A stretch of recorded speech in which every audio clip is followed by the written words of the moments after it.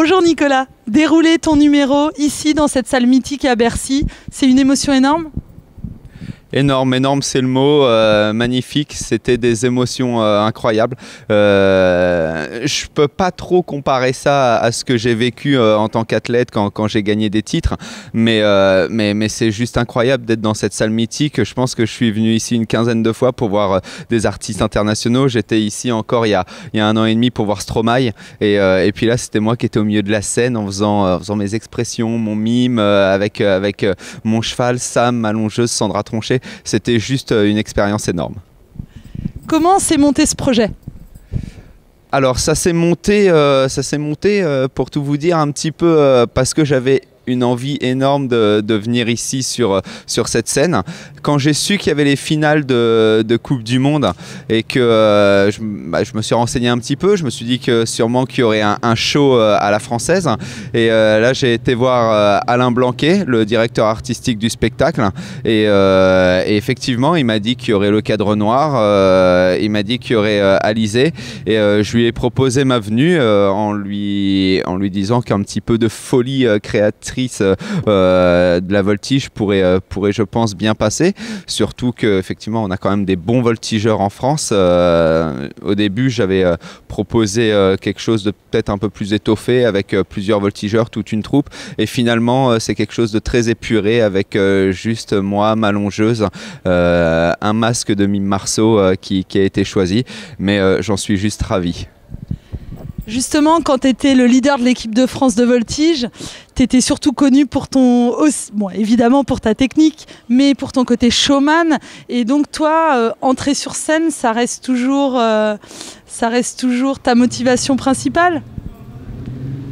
Alors oui, effectivement, je pense que j'ai amené un petit peu ce côté expressif à la voltige. J'ai tiré un petit peu la voltige vers un univers qui m'est propre, c'est-à-dire essayer de communiquer avec le public.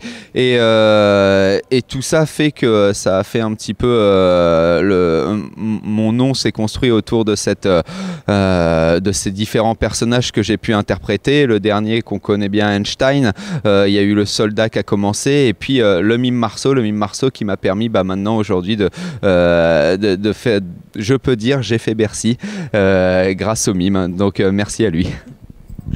Bon, depuis ton retrait de la compétition, tu fais aussi énormément de coaching, à la fois du stage, mais aussi de l'encadrement de voltigeurs de très haut niveau. Cette année, il y a les Jeux mondiaux à Tryon.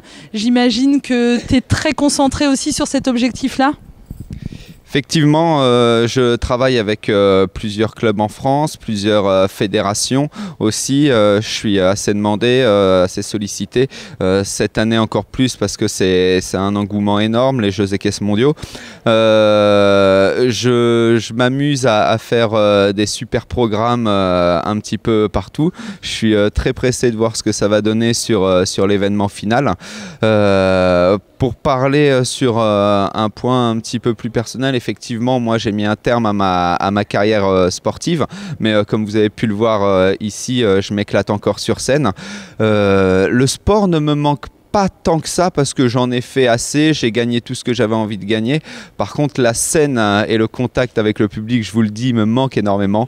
Donc voilà, c'est d'un côté, je suis super satisfait de pouvoir transmettre ce que j'ai appris dans mon quotidien de coach. Et d'un autre côté, j'adore continuer à kiffer un petit peu sur scène et puis à prendre du plaisir et à venir vous titiller les émotions. Et transmettre et promouvoir ce sport, c'est essentiel. Enfin, c'était une évidence pour toi une fois que tu as arrêté la compétition? Alors la transmission, l'enseignement, mes parents sont tous les deux dans l'éducation nationale, je pense que j'ai ça dans le sang. J'avais suivi une carrière à la base pour être prof, mais finalement je me suis rendu compte que ce que j'avais envie d'enseigner, c'était ce que je savais faire de mieux. Et donc la voltige, c'est apparu une évidence pour moi. Je fais aussi de la préparation physique à côté pour les cavaliers parce que je m'aperçois que effectivement le monde équestre au-delà de la voltige est un tout petit peu en retard sur la préparation physique et que c'est pas mal de s'accrocher à des gens qui en font depuis des années pour pouvoir leur donner des bases. Et puis à côté de ça, c'est un bonheur de pouvoir jongler dans cette bivalence de côté assez rigoureux qui est la compétition, très stricte, avec ce côté complètement fou et open du spectacle. Bah, merci beaucoup Nicolas, et le public de Bercy était en tout cas ravi de te revoir et on espère te voir sur d'autres spectacles très rapidement.